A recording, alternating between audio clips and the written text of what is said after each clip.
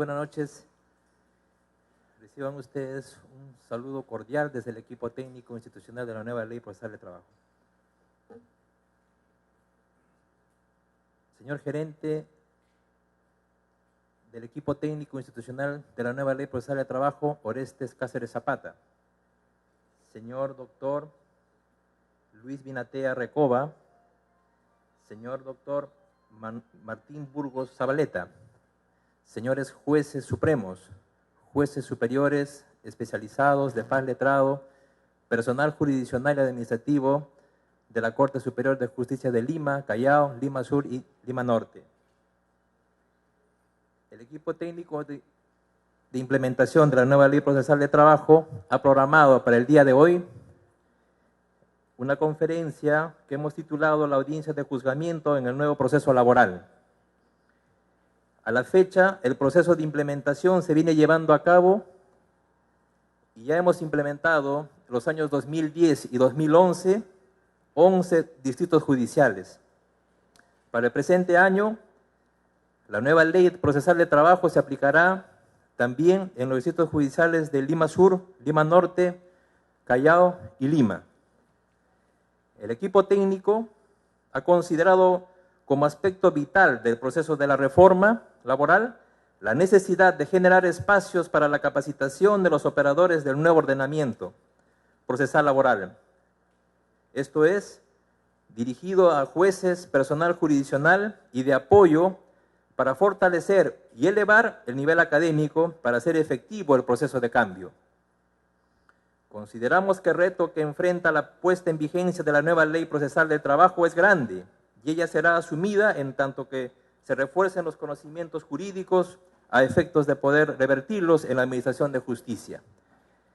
En esta misma línea, hemos considerado llevar a cabo este ciclo de conferencias que ya hemos inaugurado hace un mes, y para esta noche reiteramos que hemos programado la audiencia de juzgamiento en el nuevo proceso laboral, que estará a cargo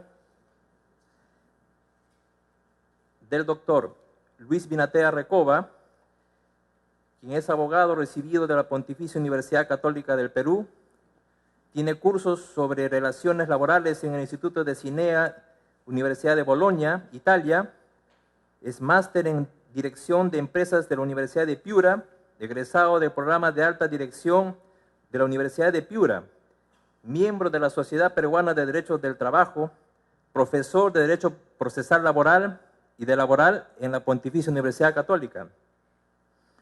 Ha sido asesor y es asesor de la UIT y consultor en materia laboral del gobierno peruano, miembro de la Comisión de Preparación del Proyecto de la Ley Procesal de Trabajo, especialista en Derecho Laboral, Procesal Laboral, Previsional, Telecomunicaciones, Administrativo, Servicios Públicos y Reestructuración Patrimonial. De otro lado, el doctor José Martín Burgos Zabaleta es abogado egresado de la Universidad Nacional de Trujillo, egresado de la Maestría en Derecho Constitucional y Administrativo de la Universidad Nacional de Trujillo. Ha sido docente de la Universidad Particular César Vallejo de Chimbote y de la Universidad Particular Antenor Orrego de Trujillo. Actualmente se desempeña como juez superior provisional de la Cuarta Sala Laboral de la Corte Superior de Justicia de Lima, de La Libertad, y es juez titular del Cuarto Juzgado Laboral de la Corte Superior de Justicia de La Libertad, a quienes damos la bienvenida con un fuerte aplauso.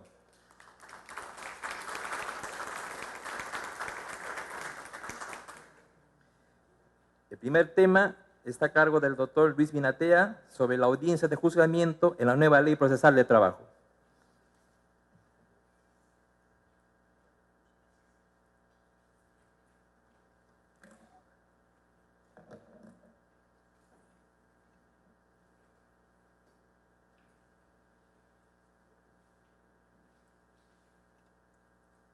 Muy buenas tardes a todos, señores jueces supremos, superiores, jueces especializados y de paz, señores miembros del ETI laboral que han tenido la gentileza de invitarme a esta presentación.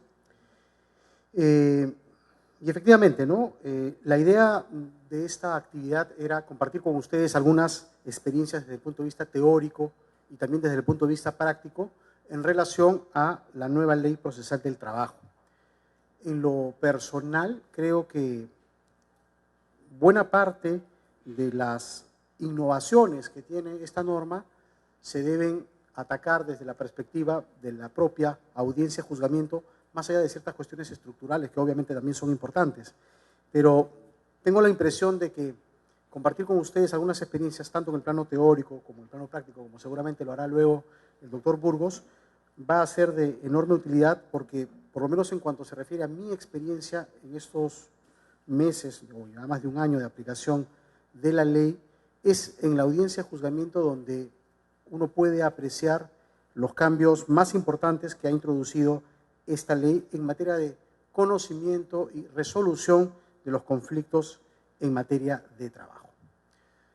Bien, aun cuando hago una aproximación a este tema desde una perspectiva de la audiencia de juzgamiento, que es esencialmente práctica, me he animado a plantearlo desde la perspectiva de los principios, porque creo que justamente son estos principios los que nos van a mostrar una nueva dinámica de actuación de los mismos y una nueva comprensión. Por eso esta presentación va a abordar estos temas, ¿no? En primer lugar, ¿cuál es la noción de esos principios? En segundo lugar, ¿cómo se plantean estos principios en el nuevo proceso laboral? También una visión tradicional de esos principios y la forma en que estos se aterrizan en el nuevo proceso. ¿Qué se debe entender normalmente por principios, ¿no? Y esto estamos, creo yo, claramente familiarizados todos los presentes porque solemos invocarlos tanto para interpretar disposiciones legales como para integrar lagunas, como para promover y encauzar la aprobación de nuevas normas. Claro, no en el caso nuestro, sino en el caso probablemente de los legisladores. Pero normalmente la relación que existe entre principios y norma jurídica va más por el lado de la interpretación y de la actividad integradora.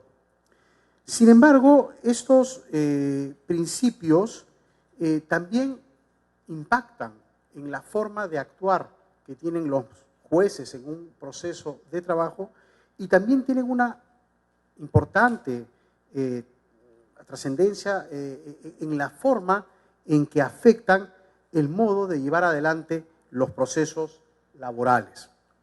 Esas tres funciones, como decía, son, en primer lugar, la función interpretativa, ¿no? Nos aproximamos a los principios o los solemos invocar para tratar de definir el verdadero sentido de una disposición legal. En segundo lugar, lo planteamos para integrar lagunas del derecho, es decir, cuando se han presentado supuestos no cubiertos por normas jurídicas y es necesario dar una solución a un caso, teniendo en cuenta que en los procesos judiciales no se puede dejar el caso sin solución. Y una tercera, digamos, manera de expresarse o línea directriz de los principios que tiene que ver más con la promoción y encauzamiento de la aprobación de nuevas normas. Pero esos principios, como decía, actúan también en el modo de trabajar o de participar que tienen los propios magistrados en el proceso y esto se nota con enorme nitidez en el nuevo proceso laboral.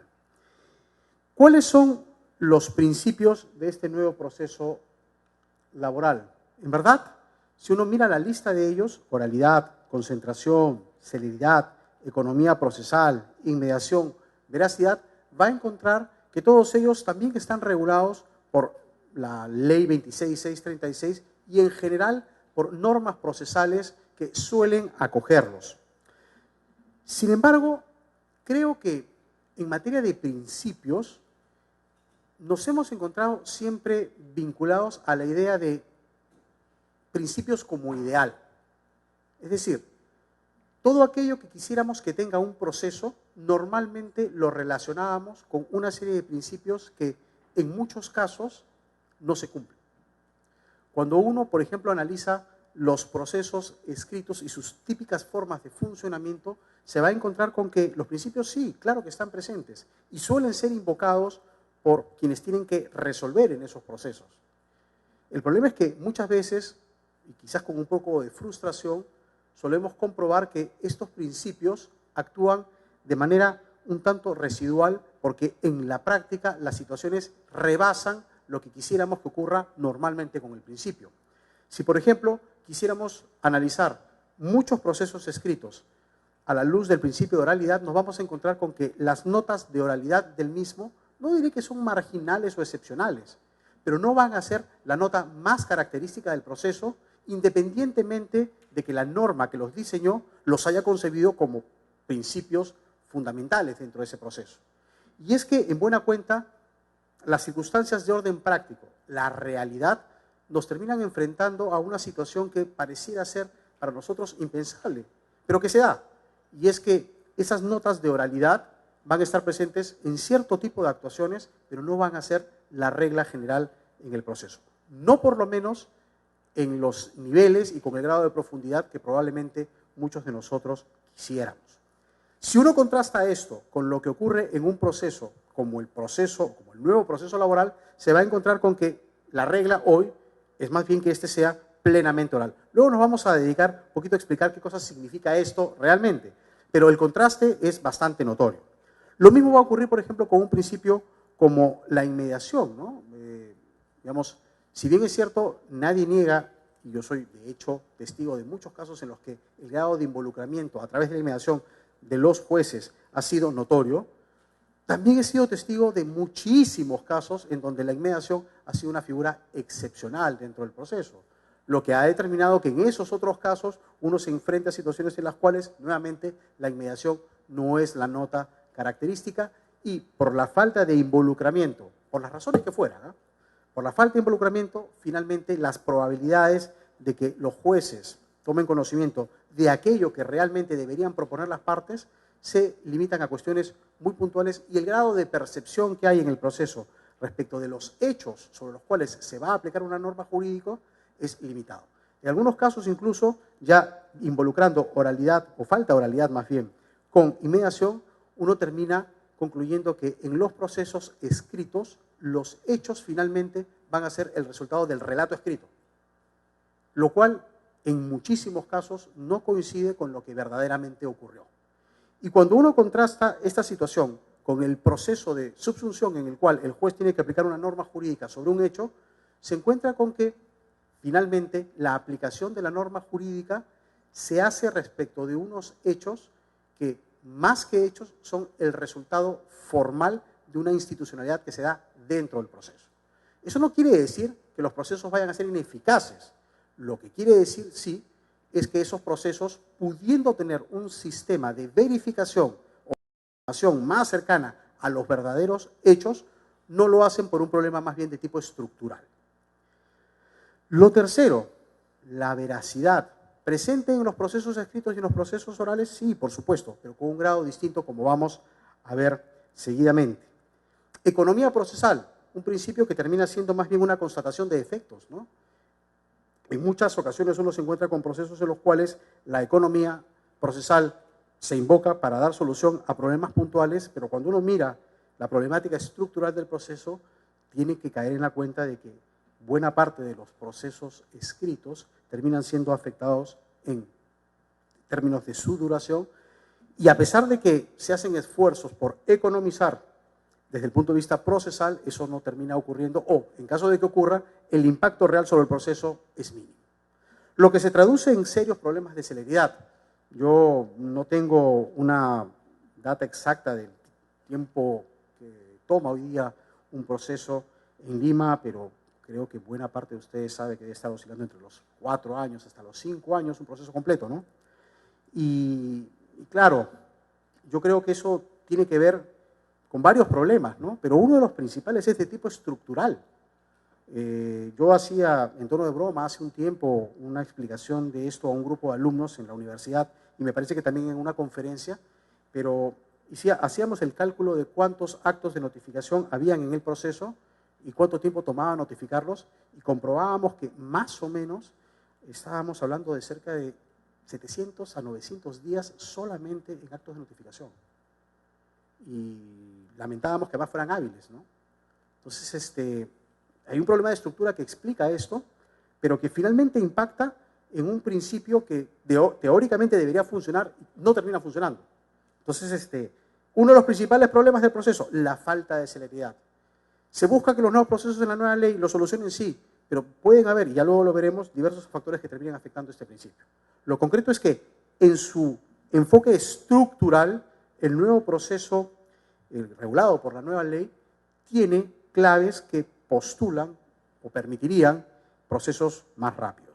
Y finalmente, la concentración. Por lo menos desde mi perspectiva, la concentración va a ser uno de los principios más relevantes dentro del proceso, principalmente desde el punto de vista estructural. Ahora lo vamos a ver. Voy a avanzar esto, que son unos comentarios que ya adelanté. Y sí, involucrarnos de frente con los principios.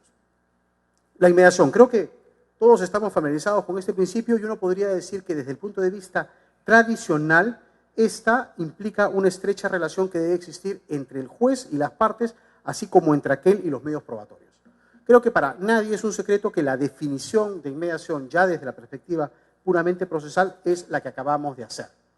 Y uno diría, bueno, efectivamente, cuando estamos en un proceso escrito, esto actúa casi como un ideal, pero en términos de la nueva ley, la inmediación va a ser un dato característico, ¿no? Se supone que en la audiencia de juzgamiento o incluso en la audiencia de conciliación, el juez va a estar en pleno contacto con las partes, con lo cual este principio no solamente va a actuar plenamente, sino que es tan característico que hasta ya parecería ser que pierde la condición de principio, ¿no? Porque como hemos estado acostumbrados a que los principios son todo lo que quisiéramos que ocurra y no ocurre, y aquí efectivamente pasa, entonces parecería ser que el principio pierde su condición de tal. Mi impresión es que el principio no solamente no desaparece, sino que además adquiere un nivel de importancia muy especial, porque lo que va a permitir es no solamente repensar el principio, sino también buscarle manifestaciones con las que probablemente, por la estructura del anterior proceso, no estábamos familiarizados. En primer lugar, la manifestación generalizada, no digo que no haya ocurrido, sino generalizada en relación a la inmediación, es que esta va a suponer, en primer lugar, un rol activo del juez en la formulación de preguntas y, en concreto, un verdadero involucramiento en el caso. O sea, la estructura del nuevo proceso presupone que el juez, en todos los casos, no digo que esto no haya ocurrido en los anteriores procesos, sé de jueces que han estado realmente muy metidos y muy involucrados con su proceso, pero en este proceso es imprescindible hacerlo. Si no se hace, va a ser muy difícil que el juez resuelva, por lo menos en los términos del diseño original. Claro, también el juez puede reservarse la posibilidad de resolver más adelante si es que no se involucró, pero si lo hace y pretende resolver el caso en una audiencia como la de juzgamiento, es imprescindible que tenga un involucramiento real. Y esto presupone que el juez asuma una posición más bien activa que pasiva. Esto va a determinar que el juez, en primer lugar, asuma que el formalismo es un problema para el proceso y que más bien el manejo informal del mismo y el hecho de propiciar debate e interacción dentro de la audiencia van a ser mecanismos que le van a permitir a él conocer los hechos. O sea, no debemos olvidar que finalmente un proceso, más allá de las cuestiones teóricas que se puedan plantear respecto de lo que significa, un proceso sirve esencialmente, particularmente de cara a la audiencia de juzgamiento, sirve para reconstruir hechos. Porque sobre esos hechos se va a aplicar una norma jurídica. Por lo tanto, si el objetivo es la reconstrucción de estos hechos y hay una audiencia destinada para eso, lo que la ley va a procurar en base a la inmediación es que el juez cuente con todos los elementos para que esa reconstrucción de hechos sea eficaz. Y la reconstrucción de hechos va a tener como primera cuestión el papel o rol activo del juzgador y como elemento complementario, este que ponemos aquí, perdónenme, la conducta de las partes. Es decir, se tiene que procurar que en el proceso sean las propias partes las que, interactuando con el juez, permitan ese proceso de reconstrucción. Eso es lo que va a determinar que, por ejemplo, esa conducta sea un elemento tan importante que incluso motive sanciones. De hecho, si uno mira varios de los videos, yo no he visto todos, pero sí he visto bastantes, de las audiencias que se han llevado a cabo en los distintos distritos judiciales donde ya se ha implementado la ley, va a encontrarse con el elevado índice, no elevadísimo, pero sí respecto de lo que ocurría antes, de sanciones impuestas por los jueces o llamados de atención impuestos por los jueces a los abogados, porque en un proceso como este, con la inmediación funcionando de modo pleno, es indispensable la colaboración de los abogados. Cuando esto no ocurre, se quiebra el proceso y el principio comienza a perder cuerpo. Por lo tanto, la inmediación, ya en términos más activos, o ya en términos más precisos, perdón, supone un papel muy activo del juzgador. Y esto determina que incluso en etapas como la de actuación probatoria, este papel de inmediación haga que la actuación de los medios probatorios presuponga una actividad también muy dinámica. Eso lo vamos a ver luego con un poquito más de detalle, pero el hecho de oralizar la prueba y generarse un debate a partir de esa oralización va a ser un dato característico de este tipo de audiencias y que está muy vinculado con el papel del juzgador. Es decir, yo llevo la audiencia como abogado y digo, para sustentar el hecho de que la pared es azul, tengo este medio probatorio. Y explico cómo así este medio probatorio, este documento demuestra que la pared es azul. Y eso está actuando en ese momento y el juez está involucrado con la actuación de este medio probatorio que está siendo oralizado y el abogado de la otra parte puede decir, oiga, señor juez, ese documento no demuestra que es azul, demuestra que es verde. Este debate, que es un debate que puede resultar muy simple y para algunos probablemente muy trivial, es muy importante porque permite involucrarse de una manera muy eficaz con el medio probatorio y comprobar los hechos. Y tengan en cuenta que todo esto ocurre en un solo acto e incluso se está filmando. Es decir, la inmediación va a hacer posible que la actuación misma del medio probatorio tenga visos o genere oportunidades de constatación y verificación de los hechos con participación activa de las partes, lo que los hace, una vez comprobados, hechos incontrastables. Eso dentro de la lógica de la propia audiencia, que luego va a suponer la apertura de una etapa de alegatos y posteriormente la apertura de una etapa de la emisión misma de sentencia, eso permitirá, decía, que el abogado pueda vincular los argumentos jurídicos con aquello que se probó efectivamente. Y esto todo en su conjunto, es posible gracias a la inmediación. Lo siguiente, principio de oralidad. Este es el más obvio de todos, ¿no? Porque se supone que si estamos ante un nuevo proceso oral y tenemos que la visión tradicional del mismo es la prevalencia de la palabra hablada en los actos procesales, uno podría decir, bueno, y si el proceso es oral y si ese principio no está funcionando, entonces ¿de qué cosa estamos hablando, no? Este proceso es oral y por lo tanto el principio no solamente lo caracteriza, sino que es la esencia misma del proceso. Nuevamente, al igual que en el caso anterior, la materialización de este principio no se va a dar por el solo hecho de la oralidad. O sea, no estamos hablando aquí de la circunstancia en la cual nos enfrentamos a una audiencia en la que las partes hablan. Eso, por supuesto, que es relevante y marca una diferencia en el enfoque de los procesos, del proceso laboral vigente, por lo menos, ¿no? Que también tiene notas de oralidad, dicho sea de paso, que también las tiene y, por supuesto, también da espacio a la misma. Sin embargo, en este caso, la oralidad no se va a hacer importante por el hecho mismo de la oralidad, sino porque además esta oralidad debe actuar no solamente como pauta, sino que el juez la debe incentivar. Y esto va a presuponer respecto del juez un nivel de conocimiento muy importante del proceso. De esto seguramente ya dará explicación un poco más detallada el doctor Burgos, pero es muy difícil llevar adelante una audiencia si es que el propio juez y las partes no se han involucrado con el caso y no llegan a la audiencia a hacer uso de la oralidad como una herramienta para la explicación y verificación de que los hechos finalmente ocurrieron. Precisamente porque es así, y este es un presupuesto de este tipo de audiencias, es indispensable que el juez incentive la sustentación oral. Claro, uno podría decir, ya se presentó la demanda por escrito, también ya se contestó, me basta con eso. No. El juez tiene ahí una herramienta que tiene que ser utilizada y los abogados van a utilizar la herramienta y se tiene que explotar porque lo que se puede obtener de ella es muchísimo. Esa es la razón por la cual incluso hay una norma concreta, el artículo 12, que establece que hay una prevalencia de lo oral respecto de lo escrito. Y por una razón adicional, todo esto se filma y eso actúa como un elemento complementario a todo lo actuado o a todo lo sostenido por escrito por las partes en el proceso. Lo segundo es que la oralidad va a ser posible, y gracias a este debate de tipo complementario que es tan importante, que en el propio proceso vaya a ser necesario que se implementen lo que yo denomino estrategias de carácter procesal al interior de la audiencia. Y me refiero a estrategias que no solamente van a proponer o implementar los abogados, sino también el propio juez. Porque, claro, una vez que comienza el proceso y una vez que se comienzan a presentar las posiciones de las partes, este adquiere unas características que, si bien en principio se van a asemejar mucho al decurso que fue planteado en la demanda y en la contestación, también es perfectamente posible, y ocurre, que en el proceso comienzan a haber pequeños giros. Y eso obliga a cambios de estrategia, no solamente de los abogados, sino también del propio juez. Porque cada una de las partes y el propio juez llegan con unas ideas preconcebidas, fruto del estudio que han tenido del expediente. Pero cuando llegan a la audiencia y fruto de la oralidad se comienzan a presentar nuevos datos, eso permite algunos ligeros cambios.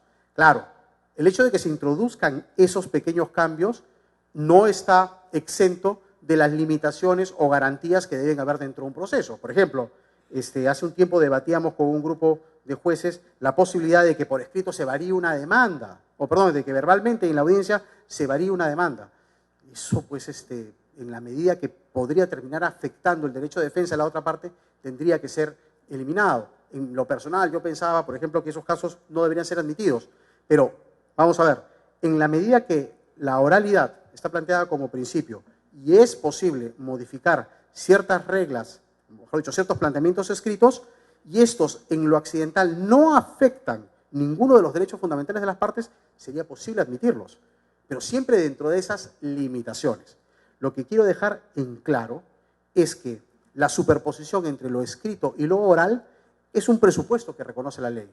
Y como está reconocido por la ley, va a ser necesario que el juez comience a modularlo y aplicarlo de forma que sea efectiva al proceso, pero sin afectar claramente los derechos de las partes.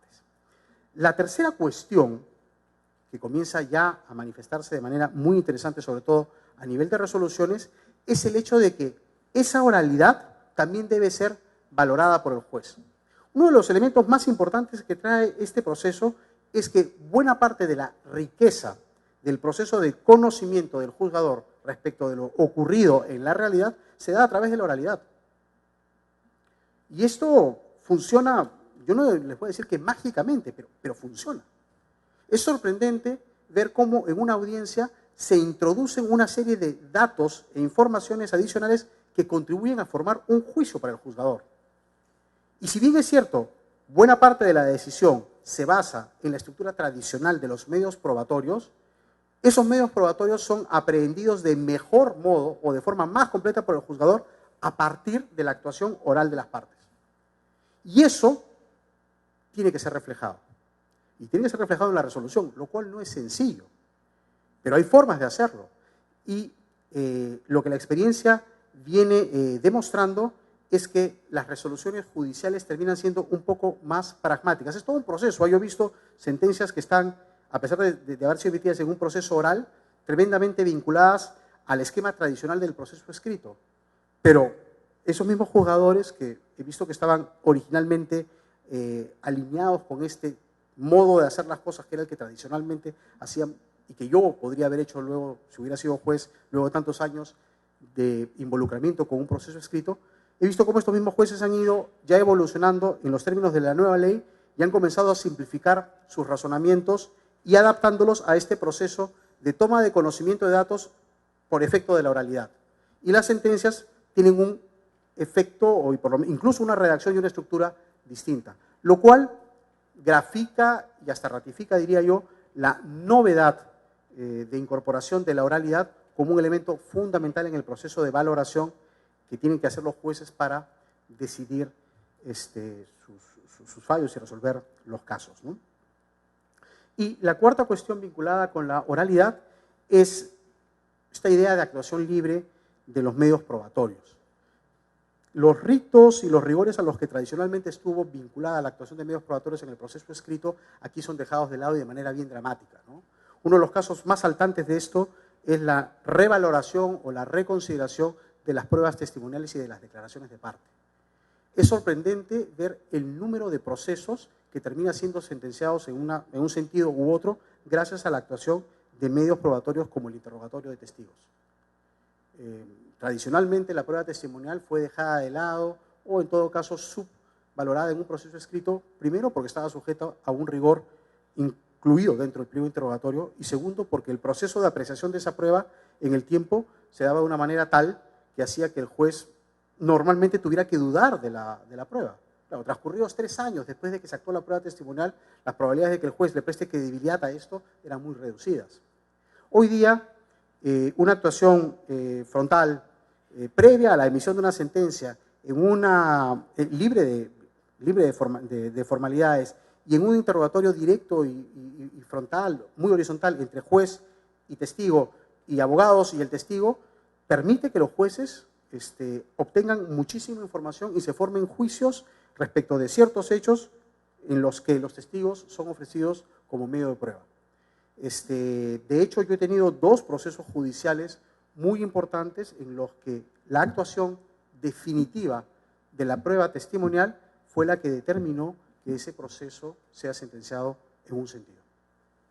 O sea, no me lo han contado, lo he visto y lo he experimentado también en otros procesos y por último lo he podido apreciar en una diversidad de videos en donde ciertamente el grado de involucramiento del juez con el medio probatorio ha sido de tal magnitud que ha puesto en evidencia el sentido de oralidad en la actuación probatoria al que me venía refiriendo.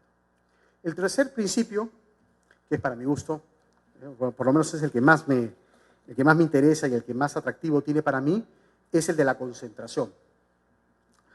Nuevamente, ¿no? La visión tradicional es que la concentración implica la concentración de la mayor cantidad de actos procesales posibles en el menor número de diligencias o actuaciones, ¿no? Entonces, esto de acá, en términos de procesos escritos como los que tradicionalmente estuvimos familiarizados o como aquellos con los que fuimos formados, nos lleva a verificar que la concentración no era precisamente un dato característico del proceso, ¿no? Claro, uno teóricamente podía hablar de la concentración, pero los procesos en sí mismos no tendían estructuralmente a ser concentrados.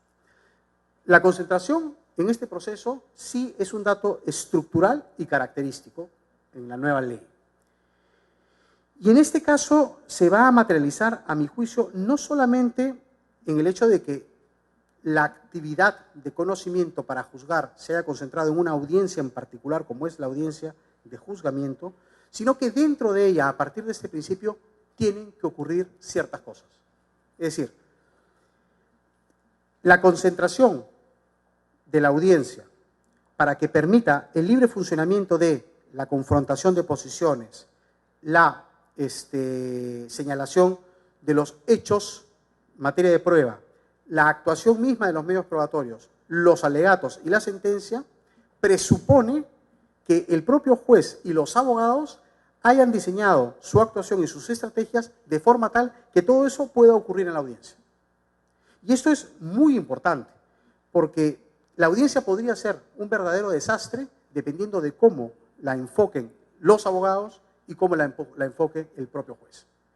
Esa es la razón por la cual una de las reglas principales que hace posible esta concentración es el orden y coherencia en la introducción y prueba de los hechos en el proceso. ¿A qué cosa me refiero? A la audiencia de juzgamiento se va en primer lugar a confrontar posiciones. Y confrontar posiciones supone la plena aplicación de la teoría del caso. Es decir, los abogados van a la audiencia a contar una historia en relación a ciertos hechos. Y cuando me refiero a contar una historia, es a contar y hacer un relato simple, de lo que ha ocurrido, en el proceso y respecto de lo cual el juez se va a tener que pronunciar al momento de aplicar una norma jurídica. Y esto va a determinar que, a partir de la confrontación de ambas posiciones, el juez pueda establecer qué cosas son objeto de prueba y cuáles no. Y cuando me refiero a las que no van a ser objeto de prueba, me estoy refiriendo a aquellas que ya están probadas. Bueno, este proceso que resulta muy simple y que debería caracterizar a buena parte de los procesos, por lo menos por lo que he visto, todavía no se alcanza plenamente. En algunos procesos sí, en otros he constatado que no. ¿Por qué? Porque de algún modo ni los abogados llegamos a esas audiencias con un proceso simplificado de teoría del caso, ni los jueces hacen el esfuerzo por exigírnoslo o habiéndonos exigido por deslindar todo aquello que ha sido ya probado y que no necesita de actuación de medios probatorios. Y lo que uno se puede encontrar en varios casos es que las sentencias o la actuación en las audiencias, perdón, los juzgadores deciden actuar medios probatorios relacionados con todos los hechos. Por ejemplo, les comento aquí una anécdota que tuve en una audiencia, ¿no? En donde, por ejemplo, en un distrito judicial ya se había establecido que en materia de prescripción, esta se contabilizaba desde el momento que se originó el incumplimiento. Y el juez de ese juzgado ya tenía claramente establecida esa posición. De hecho, ya había resuelto 10 casos idénticos a ese y ya se sabía que ese juez tenía una posición establecida y que debería declarar fundada una excepción de prescripción. El juez, en la audiencia, luego de la confrontación de posiciones, se le dijo, juez, respecto de este tema, hay que resolver la excepción de prescripción porque está involucrada o está vinculada con cierto periodo y además supone la actuación de 3 medios probatorios. Si usted la resuelve, se va a liberar de actuar esos medios probatorios y se simplifica el proceso, ¿no? Bueno, el juez invocó el artículo 31 y señaló que él tenía las facultades para resolverlo con la sentencia. Y nadie lo discute. El juez, claro que tiene facultades para resolver con la sentencia, pero lo podía haber hecho en ese mismo momento. Y bueno, no lo hizo. Lo concreto es que, al no hacerlo, sacaron los medios probatorios vinculados con los demás extremos de la demanda y el juez resolvió. ¿Qué cosa resolvió? Fundada la excepción de prescripción e infundada la demanda. Entonces, hubo allí, a pesar de que todo ocurrió en un solo día, un problema que pudo haber sido solucionado muy fácilmente si el juez anticipaba su resolución. Es a esto a lo que me refiero con concentración. No solamente se trata de un principio que hace que los actos ocurran en un solo momento, sino que además en aplicación de ese principio, incluso el propio juzgador pueda ordenar la audiencia de modo tal que la mayor cantidad de actividad que pueda o debe estar sujeta a resolución se concentre y se depure toda aquella que no es necesario que se resuelva simple y llanamente porque las partes ya están de acuerdo. Entonces, si por ejemplo estamos en un proceso de despido y no hay discusión acerca de la relación de trabajo, no hay discusión, entonces quiere decir que es trabajador. Si no hay discusión acerca de que ocurrió un despido, bueno, pues entonces no se discutirá acerca del despido. Si la controversia versa sobre los motivos del despido, bueno, tendrá que abrirse la actuación probatoria respecto de ese hecho en particular, pero no respecto de los dos anteriores. Y esto, decía, ordena, porque la propia ley establece que si esos medios probatorios, los vinculados con los hechos que no están contradichos, digamos, que no son materia de controversia, o que son materia de controversia, perdón, y esos hechos son los que justamente van a motivar una actuación probatoria, la propia ley plantea que respecto de estos se van a abrir las pruebas para la formulación de cuestiones probatorias. Entonces quiere decir que hay una segunda etapa dentro del proceso de actuación probatoria que puede ser muy compleja si es que se terminan aceptando todos los medios probatorios vinculados con hechos probados y con hechos no probados. Entonces, hay un tema de economía, pero esencialmente de concentración que debe ser observado. La experiencia muestra que no se está haciendo de manera plena, pero debería hacerse, porque la ley postula esto como principio, la estructura del proceso lo asume como una herramienta y finalmente los resultados van a ser muy buenos en términos de organización de la propia audiencia. Lo segundo es que además el juez, ya de cara al principio mismo, debe preocuparse porque esa concentración se manifieste en términos reales y con casos concretos. Por ejemplo, yo estuve en una audiencia en la que se había ofrecido un medio probatorio y ese medio probatorio fue ofrecido por la otra parte y dijo, necesitamos que la otra parte exhiba las pruebas A, B y C. Bueno, y se exhibieron esas pruebas A, B y C, pero era bastante obvio que el abogado debe haber pedido las pruebas A, B, C, D, E y F. Y esas otras pruebas, digamos, no fueron presentadas porque no las pidió. Pero bueno, estaban al alcance, ¿no? Entonces el juez advirtió que esas pruebas iban a ser necesarias y dijo, bueno, estas pruebas las voy a necesitar. Voy a tener que suspender la audiencia. Pero las pruebas se pueden conseguir muy rápidamente. Si usted nos da media hora, podemos hacer que las traigan acá. Y el juez dijo, perfecto, traigámoslas en media hora. Suspendemos la audiencia por media hora. Y se suspendió la audiencia por media hora. El juez despachó las cosas que tenía que hacer y a la media hora regresamos las partes, estaban los medios probatorios y continuó la audiencia. ¿Qué cosa era lo que quería el juez?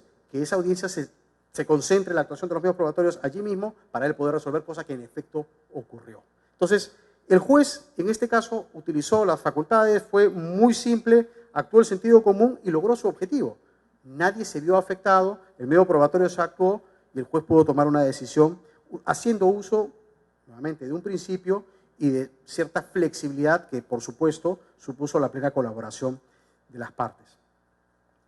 Y lo tercero, vinculado con lo que ya había adelantado, es que esa concentración también va a actuar como un incentivo para lo que yo llamo esta capacidad de reacción de las partes frente a las estrategias alternativas que ocurren dentro del proceso. Yo lo voy a plantear desde la perspectiva de un abogado en ejercicio litigante, como es mi caso. Con una norma como esta, los abogados hacemos ejercicio estratégico muy completo y detallado en relación al proceso. Es decir, la concentración nos obliga a suponer que van a realizarse una serie de actos en el mismo proceso y que tenemos que estar preparados para eso. Es decir, yo no puedo llegar a la audiencia esperando en ese momento definir qué cosa va a ocurrir si es que me oponen, si es que me proponen una oposición, un medio probatorio, porque no sé si se va a aceptar o no. De acuerdo con las reglas del proceso, las cuestiones probatorias, decía, se proponen una vez que los medios probatorios son admitidos. Y yo no sé qué medios probatorios van a admitir, porque la admisión de los mismos depende de aquello que no haya sido objeto de contradicción en la confrontación de posiciones. ¿Sí? Yo tengo que ir asumiendo que es probable que me acepten un medio probatorio u otro, dependiendo de que me acepten una cuestión probatoria u otra, dependiendo del medio probatorio que ha sido aceptado. Entonces, hay una serie de eventos que tienen que ser planificados previamente y sujetos a opciones. Y los abogados lo hacemos. O sea, yo no he sentido hasta este momento ningún supuesto de indefensión por un diseño como el que tiene la norma. Claro, hay también situaciones especiales en las cuales, de pronto, una cuestión probatoria puede demandar la actuación de un medio probatorio que le sea oponible. Bueno, no descarto que eso ocurra. Hasta ahora no me ha ocurrido, pero podría ser. Y en ese caso, seguramente, el juzgador tendrá que suspender la audiencia, dar la posibilidad de que la parte se pueda defender y luego retomarla. Correcto. Pero fuera de esos casos, la regla es que los procesos funcionen, pero van a funcionar siempre que el abogado se prepare para esto. Y es posible. O sea, yo se los estoy diciendo aquí como abogado. Es perfectamente posible que uno plantee una serie de supuestos e hipótesis de trabajo y modos de actuación en relación a probabilidades, porque la audiencia se maneja justamente de esa manera y fluye y funciona de manera bastante dinámica, ¿no?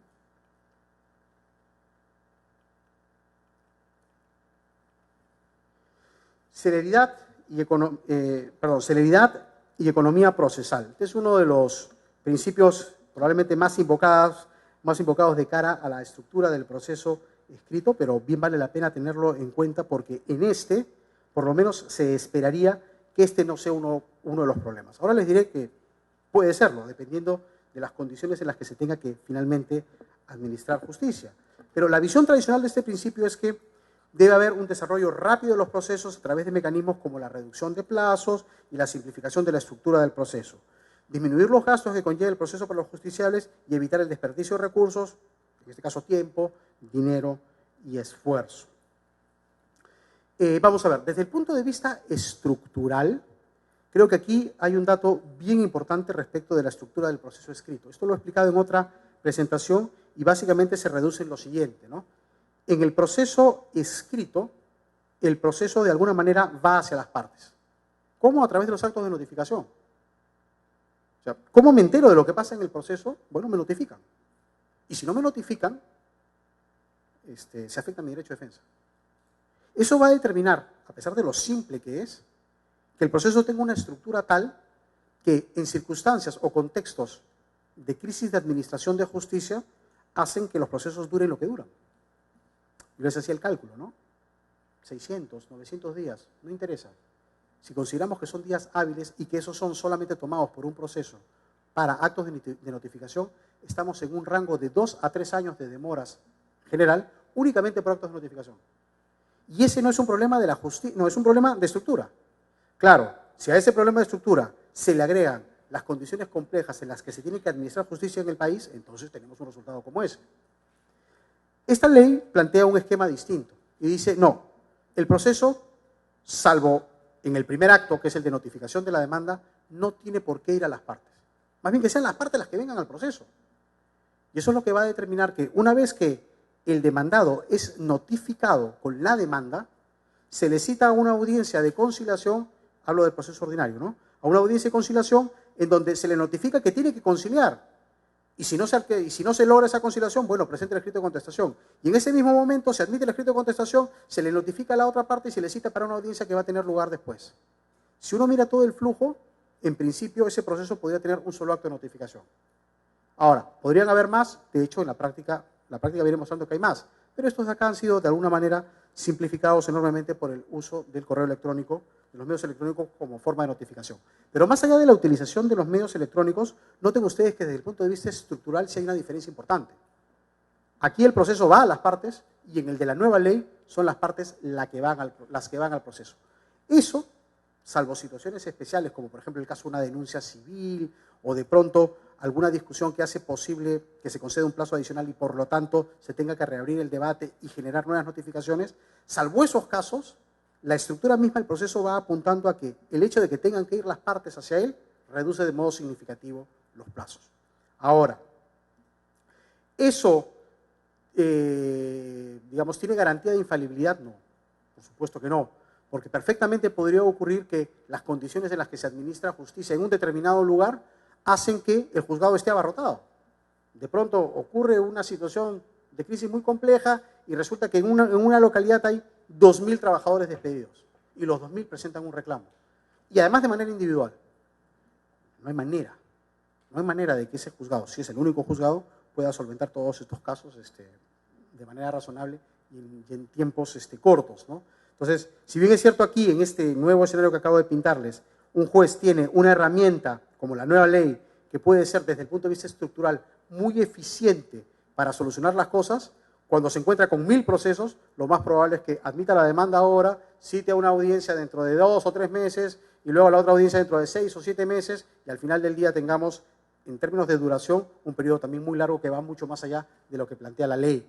Pero noten ustedes que ese ya no es tanto un problema de la estructura del diseño del proceso, sino del efecto externo que tiene el que de pronto los recursos con los que cuenta la administración no sean suficientes para acoger la enorme demanda de procesos que hay. Me parece que esto ya está ocurriendo en 2 distritos judiciales, en uno de manera muy dramática, en donde ya hay procesos que están citándose para el otro año, ¿no? Y eso tiene que ver con el número de causas. Hay otros distritos en donde los procesos están siendo muy cortos. Me parece, por ejemplo, que el primer proceso, aquel que se sentenció este año, a principios, en los primeros meses de este año, por la Corte Suprema, a través de la primera resolución casatoria que declaró nula la sentencia de segunda instancia, tomó en total 1 año 7 meses. Y me parece que dentro de ese año 7 meses hay un número de 4 o 5 meses, no tengo los datos exactos, que tomó el expediente ya en la Corte Suprema. Me parece que los siguientes están tomando menos tiempo. Yo por lo menos he tenido un proceso que ya llegó a la Corte Suprema, finalmente la casación fue declarada improcedente y el proceso concluyó y ha tomado menos tiempo que eso, me parece que 1 año 3 meses. Pero, digamos, esos son los procesos que vienen de distritos judiciales en donde la carga procesal todavía no es muy grande, pero si lo fuera, claramente ese va a ser una causa que tendría que ser atacada, seguramente ese ya será uno de los retos para el ETI, ¿no? Pero en fin, más allá de la cuestión o de las circunstancias puntuales que puedan rodear un caso en particular, quería hacerles notar que desde el punto de vista estructural sí hay, en términos del diseño de la norma, una respuesta que ratifica o grafica la verdadera importancia de este principio como rector del proceso. Ahora, ¿solamente se trata de cambios estructurales? No, yo creo que no. Me parece que el principio también va a sustentar la actuación del juzgador de forma que éste implemente una serie de medidas para hacer posible que el proceso sea rápido. Y eso ya está ocurriendo. Yo no sé si ahora que haga su presentación el doctor Burgos nos muestre una audiencia de ese tipo, pero yo sí he podido ver varias audiencias, una de ellas en la que incluso participó él, en donde hay juzgamientos anticipados, ¿no? La herramienta está planteada por la norma y cuando se utiliza adecuadamente los resultados para el proceso son magníficos. ¿Por qué? Porque se resuelve en plazos muy concretos.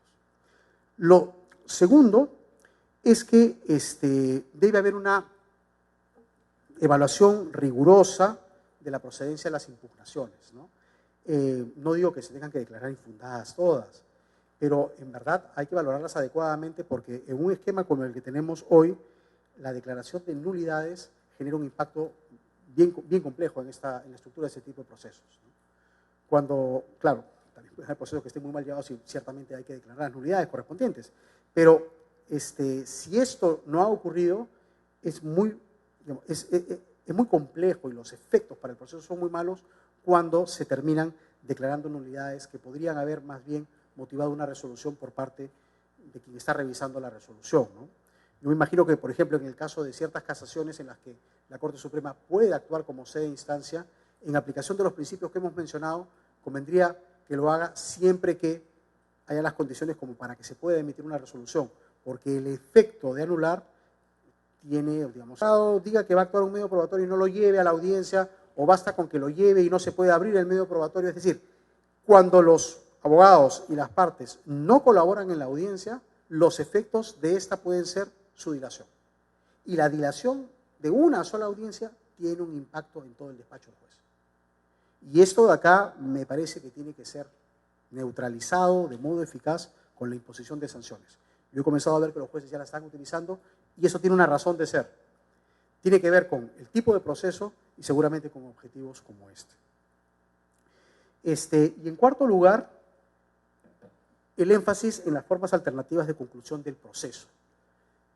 Arribar a conciliaciones en materia laboral no es sencillo por la aplicación de un principio, ¿no? El principio de renunciabilidad que tiene que ser observado por el juez y que en muchos casos puede dificultar la resolución de una controversia si es que no se es creativo y si es que no hay un grado de involucramiento real en el proceso. Sin embargo, en algunos distritos judiciales los índices de la conciliación han sido muy elevados. No sé cómo estará la estadística hasta esta fecha, pero me parece que hasta principios de este año, por ejemplo, en Trujillo el índice de conciliaciones alcanzó el 45%. Eso es mucho. En verdad es muchísimo, comparado con los índices que tradicionalmente teníamos, ¿no? No voy a utilizar el caso venezolano porque en Venezuela el principio de renunciabilidad está relativizado, de forma que la renuncia de derechos puede ser mantenida en la medida que concurra con la vigencia de la relación de trabajo. Pero una vez que se resuelve esta, el principio ya no funciona con la intensidad que tiene, por ejemplo, en nuestros países. Pero tanto en el caso chileno, como en el colombiano, como en el peruano, la situación es muy similar. El principio es un principio que actúa como protección para el trabajador durante la vigencia y con la extinción de la relación de trabajo. Y sin embargo, los índices de conciliación en estos otros dos países son altos. ¿Por qué lo son? ¿Porque hay un relajamiento? No, porque en verdad se toma verdadera conciencia, no tanto de la conciliación, que por supuesto es relevante, sino más bien de los efectos que de los efectos que podría tener el hecho de no conciliar un proceso que sabemos está claramente perdido. Yo utilizaba un ejemplo que me parece que es muy gráfico para esto, ¿no? Si yo soy un abogado y tengo un caso en el cual no está en discusión que se ha incumplido el pago de la gratificación, porque se ha incumplido el pago de la gratificación y están acreditados los supuestos en los cuales el trabajador tiene derecho a la gratificación, el no aceptar una conciliación, no diré que es un acto suicida, pero es un acto que seguramente será juzgado de muy mala manera por el juez. Y con toda razón, porque si yo voy a una audiencia de conciliación y el juez me dice, oiga, este señor es trabajador, acá están sus boletas de pago, ¿son ciertas? ¿No? Sí, son ciertas. Ha trabajado de enero a agosto, ¿quiere decir que cumple con los requisitos para tener la gratificación? Sí. ¿Se la han pagado? No. ¿Su reclamo es válido? Sí. ¿Conciliará, no? No, no concilia. Eso puede ocurrir en el contexto de un proceso escrito, pero en el contexto de un proceso oral es mucho más difícil porque, si bien es cierto, la audiencia de conciliación misma no se filma, la verdad que es muy complejo sentarse frente a un juez y sostener algo como esto. Porque acto seguido, si la situación es así de evidente, lo que debería ocurrir es que inmediatamente después, al no necesitarse más medios probatorios, porque he puesto un caso muy simple, seguramente el juez hará un juzgamiento anticipado porque la ley y el proceso le permiten hacerlo. Lo que quiere decir que puede resultar incluso mucho mejor negocio para el abogado el plantarse frente al juez y decirle, sí, vamos a conciliar y la forma de conciliar va a ser esta. Seguramente no va a poder conciliarse sobre la cuestión de fondo porque es incuestionable que al trabajador le corresponde el pago de la gratificación, pero probablemente se pongan de acuerdo respecto de una modalidad de pago, ¿no?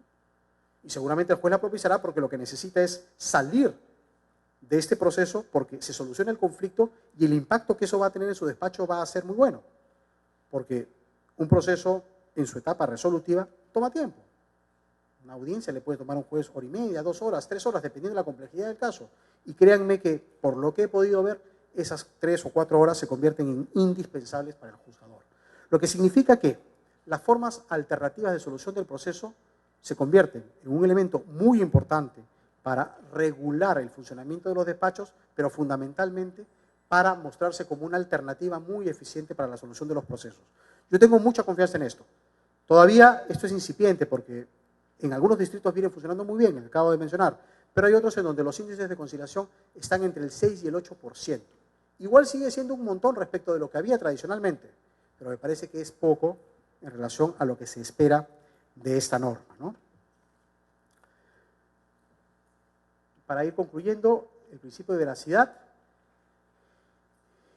implica básicamente en su visión tradicional la primacía del fondo sobre la forma y búsqueda de la verdad real por encima de la verdad formal o meramente procesal.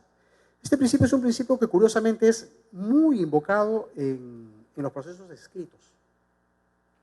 Los procesos escritos se invoca muchísimo para admitir medios probatorios fuera de la etapa o de los actos postulatorios. Y esto tiene su razón de ser, ¿no? Cuando un proceso tiene una duración promedio de 3 o 4 años y el juez que va a resolverlo no es el juez que estuvo al inicio del proceso o finalmente, por el tiempo, el juez necesita más elementos, invocando este principio, se muestra mucho más abierto a la incorporación de nuevos medios probatorios. Esto no es bueno ni malo, simplemente es un dato característico de este tipo de procesos, justamente por la cantidad que hay y, en segundo lugar, por la complejidad que tienen, que hace muy difícil que el juzgador pueda conocer los hechos de una manera muy cercana. Como necesita resolver, suele invocar el principio y en base a ese principio se admiten medios probatorios que en otras circunstancias probablemente no hubieran sido admitidos. En el nuevo proceso la veracidad no va a funcionar de esa manera, porque las etapas, digamos, el ofrecimiento de pruebas está tan limitado a los actos postulatorios y la audiencia de juzgamiento tan cerca de estos que es muy difícil que un juez admita un medio probatorio en el ínterin, salvo que este sea un nuevo medio probatorio. La pregunta que va a hacer, y de hecho la hacen los jueces, es ¿por qué no la presentó con la contestación? ¿O por qué no la presentó en su demanda?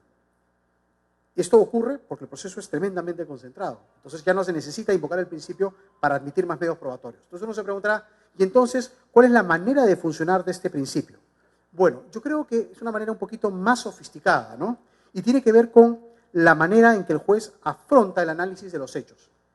En términos simples, lo que yo creo que va a significar esto en la actuación del juez es que éste profundice el análisis de los hechos asumiendo un rol mucho más activo. A ver, ¿qué me estás contando? Esto, a ver, vamos a ver si efectivamente, ¿cómo funciona? Explícamelo. Y el juez libremente hace las preguntas. Y es sorprendente cómo el juez comienza a auscultar a las partes o a los testigos o en general a los que están interviniendo en la audiencia para profundizar y adquirir mayor certeza respecto de la ocurrencia de tal o cual hecho. Lo segundo es que por la dinámica del funcionamiento del proceso, el juez comienza a valorar de manera muy relevante los gestos y reacciones de las partes. No quiero decir con esto que el juez va a basar su fallo en el gesto o en el gruñido que hizo la parte. No, eso no va a ocurrir. Pero el juez le presta mucha atención y reacciona frente a eso y los utiliza como elementos para seguir profundizando esta labor investigatoria. Es sorprendente, de verdad, ver cómo los jueces comienzan a prestar atención a esos detalles y cómo eso comienza a condicionar la conducta de las partes y de los abogados en las audiencias. La tercera, digamos, forma de manifestarse es el énfasis en la colaboración con la impartición de justicia, ¿no? Es decir, el juez está esperando que las partes y los abogados colaboremos. Es cierto que nosotros tenemos que ir a probar al proceso, pero además de esa obligación de tener que ir a probar al proceso, el juez espera que colaboremos. ¿Por qué? Porque si no lo hacemos, la audiencia no alcanza los objetivos para los cuales fue diseñada. Y por lo tanto, en este rol, el juez termina siendo particularmente preocupado porque el resultado de la actuación de las partes puede terminar influyendo en su decisión final. Esto de acá limita o elimina la tradicional forma de manifestación de este principio, no, porque no solamente la ley prevé la posibilidad de que se introduzcan en forma excepcional medios probatorios de oficio al proceso, sino que incluso la posibilidad de utilizarlos tiene que ser verdaderamente meditada por el juez. O sea, el hecho de que se quiebre una audiencia para la actuación de un medio probatorio de oficio es un hecho muy importante, porque si se quiebra la audiencia, eso significa que el juez no va a resolver dentro del plazo que él mismo tenía previsto normativamente para hacerlo. ¿Puede hacerlo posteriormente? Sí, sin duda, la ley lo permite, pero noten ustedes que esto va a generar un impacto dentro de su propio despacho y dentro de la lógica de funcionamiento del propio proceso.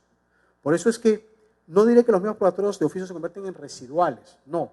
Lo que sí digo es que esos medios probatorios de oficio van a tener que ser decididos por el juzgador de una manera muy seria, muy responsable y sobre todo teniendo en cuenta todo lo que ha pasado en el proceso y los efectos que esto tendría. Y en este proceso creo que hay que tener en cuenta una idea que a mí me parece que es muy innovadora, pero que me parece que es real y que funciona plenamente en los procesos orales. A los procesos orales se va a probar, no a investigar. O sea, esta idea de que los abogados vamos y ofrecemos unos cuantos medios probatorios y el juez se pone a investigar qué cosa pasó, es algo que no puede ocurrir en este tipo de procesos. Porque si eso ocurre, todas las audiencias se quiebran. Y si todas las audiencias se quiebran, esto no funciona. El juez tiene que esperar que las partes y los abogados hagamos todo nuestro esfuerzo por probar, por una razón muy simple. La estructura misma del proceso ya plantea desde el principio que nosotros sepamos que tenemos una sola oportunidad, la audiencia de juzgamiento, para convencer al juez de que un hecho ocurrió. No es que yo tengo 20 oportunidades, no, tengo una. Pero lo importante de esto es que yo lo sé desde el principio.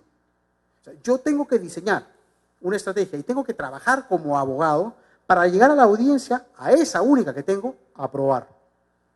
Si a pesar de todo este esfuerzo, serio, honesto, digamos, leal, de actuación probatoria, el juez considera que es necesario actuar una prueba de oficio, enhorabuena, por supuesto que es admisible. Pero lo que no puede ocurrir es que las partes asuman que no van a aprobar, sino que ese proceso se debe investigar y que como se tiene que investigar, entonces todas las audiencias se tienen que quebrar. Si eso, o sea, eso es una posibilidad, ¿eh? Ahora, pero si esa posibilidad se da, esto no va a funcionar. Porque la lógica del proceso no está planteada para que las partes lleguen con posiciones incompletas. Todo lo contrario. Es más, yo no puedo acercarme a una audiencia y decirle al juez, mire, señor juez, a fin de acreditar que el trabajador sí gozó de sus vacaciones, le he traído este container con documentos. No puedo hacer eso. Pero acá están las pruebas, admítalas, ¿ah? Pues me va a decir, oiga, pueden estar ahí las pruebas, pues usted me puede decir cuáles son las que demuestran que efectivamente gozó de las vacaciones. Bueno, yo no lo he visto, ¿no? Claro, si nos ponemos a investigar eso, seguramente la audiencia no acabará nunca, ¿no? Mi obligación como abogado es llegar y decirle, de todo este container, estos 3 documentos, y aquí están, y por eso los oralizo, demuestran este hecho. Y la otra parte podrá contrastarlo, y el propio juez podrá revisarlo y dirá, efectivamente es así, con lo cual nos evitamos el análisis de todo ese container. Eso tiene que ver con la lealtad procesal, pero tiene que ver fundamentalmente con el tema de la veracidad. Porque si el juez asume, y los abogados, peor aún, que pueden llegar a los procesos a presentar la información desordenada y qué sé yo, ninguna audiencia va a funcionar, ni una sola. Y yo creo que aquí hay un papel muy importante de los juzgadores que tienen que hacerle ver a los abogados que a la audiencia se va a eso, a probar, y que tienen el tiempo y que tienen la posibilidad de organizarse adecuadamente para que eso ocurra. En fin, esta es una, digamos, una visión bastante rápida de los principios, pero mi idea ha sido la de aterrizarlos al proceso, un poco para hacer ver que por el cambio de la norma, los principios no desaparecen, y en segundo lugar, porque los principios, por ser principios, admiten sus reconfiguraciones. Y sus reconfiguraciones no les hacen perder su esencia, todo lo contrario, la ratifican. Y es a partir de esa nueva reconfiguración que más bien van a dar paso a nuevas manifestaciones. Y esas nuevas manifestaciones son justamente las que hay que observar, las que hay que propiciar que existan y se apliquen, porque es lo que va a permitir que el proceso funcione adecuadamente. Entonces, como conclusión general, y eso lo ponemos aquí en esta lámina, ¿no? ¿Los principios deben adecuarse al esquema oral? Sí, claro que deben adecuarse, porque de otra manera el proceso no funcionaría y la ley consagra la presencia de esos principios. El hecho de que los principios estén recogidos en la norma, ¿garantiza su materialización? No. Es indispensable que haya un papel activo del juzgador. Y para que esto ocurra, para que ese papel activo tenga resultados eficaces, es indispensable que haya un cambio de enfoque, tanto en los actores, lo que incluye a juez, a las partes y a sus abogados, respecto de la aplicación de esos principios. Todos ellos, aquí los ponemos en esta gráfica, todos ellos son los que están planteados en la ley y nos son tremendamente familiares, pero van a estar basados ahora en un rol protagónico del juez. Es decir, la inmediación, la veracidad, la oralidad, la economía procesal, la concentración y la celeridad adquieren una dimensión distinta fundamentalmente porque es el juez quien se preocupa por hacer que ellas funcionen adecuadamente dentro del proceso y, mejor aún, lo hagan funcionar a este de modo adecuado. Cuando esto ocurre, lo que nos va a pasar en la audiencia y en el proceso es que este se va a terminar constituyendo en un escenario, digamos, idóneo, ideal para el despliegue de la actividad probatoria. O sea, cuando esto ocurre y estos principios interactúan de esta manera, esta actividad, que es la esencial para un proceso que está diseñado para la verificación de hechos, ocurre. Y al serlo, es decir, al permitir que el proceso permita una válida reconstrucción de hechos y permita la aplicación de la norma jurídica, este se constituya en un mecanismo o instrumento para una efectiva tutela de derechos laborales, que es la conclusión que aquí resumo. Bueno, y con esto, agradeciéndoles su paciencia, quedo a las preguntas que quieran hacer al final de la presentación, ¿no? Gracias.